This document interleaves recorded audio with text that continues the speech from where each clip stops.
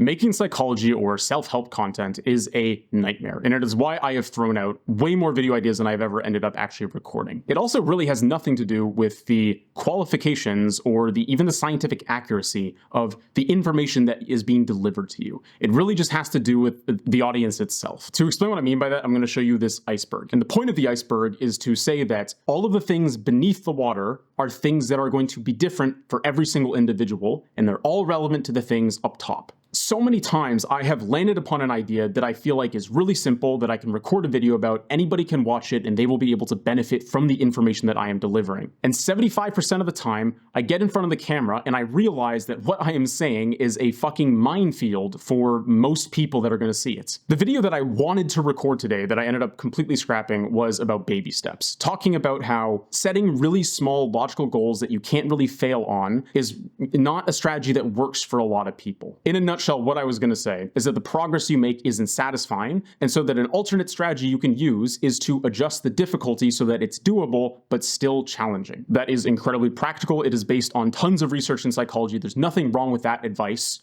for some people. And immediately where my mind starts going is, what about the people that are struggling with their belief to do something? What about the people that are struggling with the fact that they didn't set this goal for themselves? What about the people that are struggling with X, Y, Z times a million? And right now, this kind of sounds like I'm just complaining about my video creation process, but the point of this video is that you should be aware of this every single time you see a video telling you how to solve your problem. It doesn't matter how many PhDs the person has. It doesn't matter how many people you see in the comments saying it worked for them. When that person decided they were going to make a video offering this advice to you, they had no idea who the fuck you were. And whenever I see self-help content, even when I look back on the videos that I made, I cannot help but fucking cringe at all of the hidden conditions that are there, all of the people that it wouldn't work for. And acknowledging these hidden conditions and explaining them, never mind getting to the solutions for each individual one, requires so much nuance that there is no way it is going to exist with any video that is under like 2 hours. There are, of course, exceptions to the rules. There are, of course, huge varying degrees in terms of how much does this matter? How many different conditions could possibly be affecting this strategy? How deep do these issues actually go? And the more I get into this process of trying to create content, the more I realize that I have to ignore this if I want to justify putting out a video. I have to talk to a very particular kind of person, and the odds that that person is you is very fucking small. So if you're getting a little demotivated because you've seen so many different strategies and suggestions on how to tackle something and none of them work for you, you're not broken, you're being ignored. You should stop trying to look for videos that are scientifically accurate, and you should start looking for videos that really resonate with how you feel. You need to trust yourself in the way that you look at things way more than you need to trust somebody like me or a science paper or an author of some sort of,